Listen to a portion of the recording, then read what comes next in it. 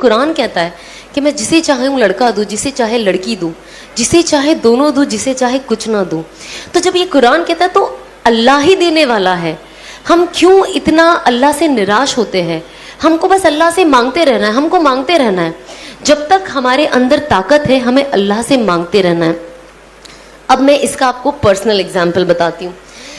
जब 2012 में मैं बिग बॉस से निकली थी और उससे पहले भी ऑफ कोर्स मैं काम करती थी, पैसा था, बट पता नहीं क्या हुआ जो 2013 से मेरा पहला उम्रा का सफ़र अल्हम्दुलिल्लाह शुरू हुआ। अब सफ़र तो शुरू हो गया, तो जब मैं वहाँ जाऊँ ना, मैं 2000 अल्हम्दुलिल्लाह 13, 14, 15, 16, 17 5 साल अल्लाह ने मुझे अपने घर बुलाया, मेरे घर वालों के साथ बुलाया। और जब भी मैं जाऊँ मुझे ऑनेस्टली आप यकीन करोगे कि नहीं, आई डोंट नो, बिकॉज कभी कभी कुछ बातें ऐसी होती है ना, हम कहते हैं ना कि अल्लाह ने ऐसा जादू कर दिया। अब मैं किसी को बोलूंगी तो पता नहीं वो यकीन भी करेगा कि नहीं। तो मेरे साथ में आप लोगों से वही बात शेयर करूंगी जो सुनने में ना बहुत अजीब लगती है, पर ये होता है लोगों के साथ। इसीलिए जब मैं कुछ भी सुनती हूँ ना, किसी के साथ कोई बुजुर्ग के साथ ये हुआ, तो मैंने कहा नहीं, वो तो बुजुर्ग थे, जब मेरे जैसे के साथ ये हो सकता है तो कुछ भी हो सकता है। कभी कभी हम कुछ स्टोरीज सुनते हैं, हम कहते हैं बहुत अजीब स्टोरी है, ये पॉसिबल ही नहीं है। हमारी आदत है ना ये चीज करने की।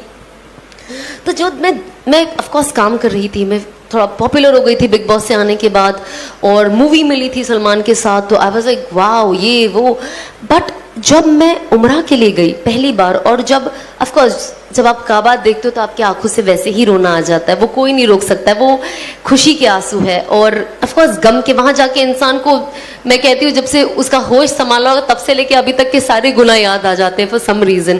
तो जब मैंने पहली बार काबा देखा, और मुझसे पहले ही कहा गया था कि जब आप पहली बार काबा देखो ना तो अल्लाह से खूब दुआ मांगो, खूब दुआ मांगो, और हर वो चीज़ मांगो जो आपके दिमाग में आती है।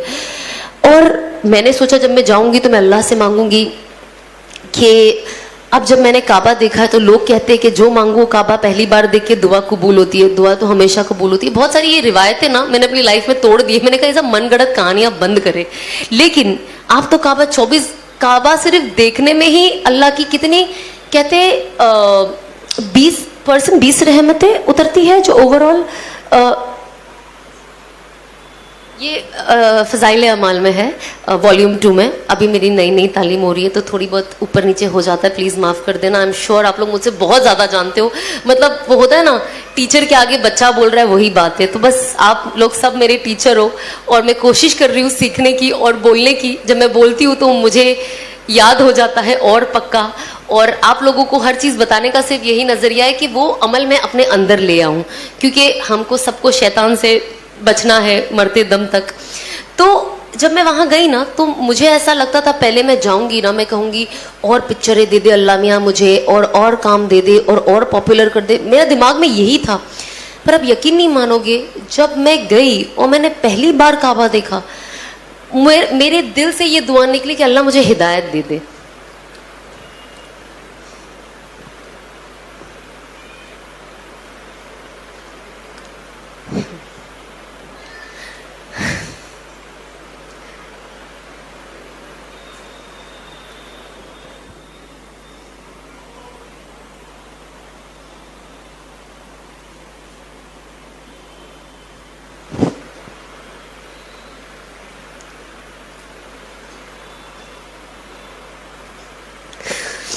ऑनेस्टली आई डोंट नो कितने लोग इस चीज़ को वैल्यू करते हैं, पर मेरे लिए ये वर्ड हिदायत मेरे लिए बहुत वैल्यू करता है, बहुत।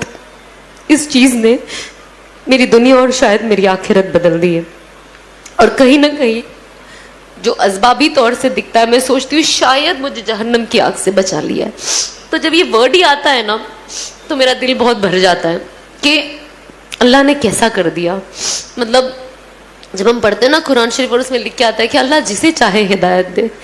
तो जब मैं एंड आती है ना एक और कि I was lost and he found me and he guided मी, मैं गुमराह थी और उन्होंने मुझे सही रास्ता दिखाया। तो मैं कुरान शरीफ अभी भी जब भी पढ़ती हूँ, और जब वो आयत आती है और मैं पढ़ती हूँ ना, मेरे आँख से आंसू ऐसे टप टप गिरने लग जाते हैं, और मुझे रुकना पड़ता है कुछ वक्त, क्योंकि मैं खुद अभी तक ये डाइजेस्ट नहीं कर पाई हूँ कि अल्लाह ने ज़िंदगी मेरी कैसे बदल दी। बस अल्लाह इस्तिकामत दे और आखिरी दम तक हिदायत पे रखे और हिदायत पे मौत दे। तो मैंने अल्लाह से मांगा कि अल्लाह मुझे हिदायत दे दे और मुझे इस हराम से बचा लो और मुझे हलाल पे डाल दे। मुझे नहीं पता मैं क्या करूं। अगर मैं ये काम छोड़ूं तो मैं करूं क्या? मुझे तो कुछ आता भी नहीं है, जॉब पे तो मैं जा नहीं सकती, तो मैं क्या करूं?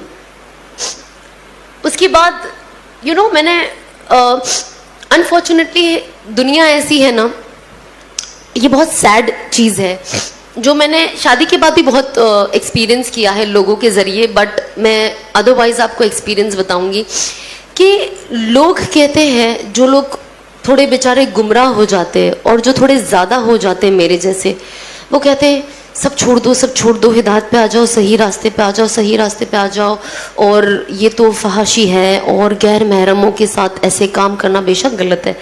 बट जब इंसान सुधरना चाहता है और अपनी ज़िंदगी सही करना चाहता है तो फिर वो उनके ऊपर अपने तानों की बारिश कर देते हैं कि इंसान उल्टा पैर भाग जाए, कि भले मैं सीधा हो जाऊं लेकिन मुझे लोगों को नहीं बताना है कि यार मैंने अल्लाह ने मुझे हिदायत की तौफीक दी, क्योंकि लोग मेरा मजाक बना रहे हैं और शायद इनकी वजह से ऐसा ना हो कि मैं वापस जहाँ से आई मैं वहाँ चली जाऊं, क्योंकि इंसान कमज़ोर होता है ना। इंसान ताने, आज हम घर में ताने सुनते तो कैसा लगता है कि घर से भाग जाओ, होता है ना कभी कभी फीलिंग, भागना नहीं है बट वो फीलिंग आती है ना एक इंसान को। तो जब इतनी सी चीज़ पे जब आपकी अम्मी आपको कुछ बोल दे या कुछ ऐसा हो जाए तो इंसान सोचता है यार कितना, क्यों ऐसे यार, मुझे क्यों ताने दे रहे हैं, इंसान कितना रोता है।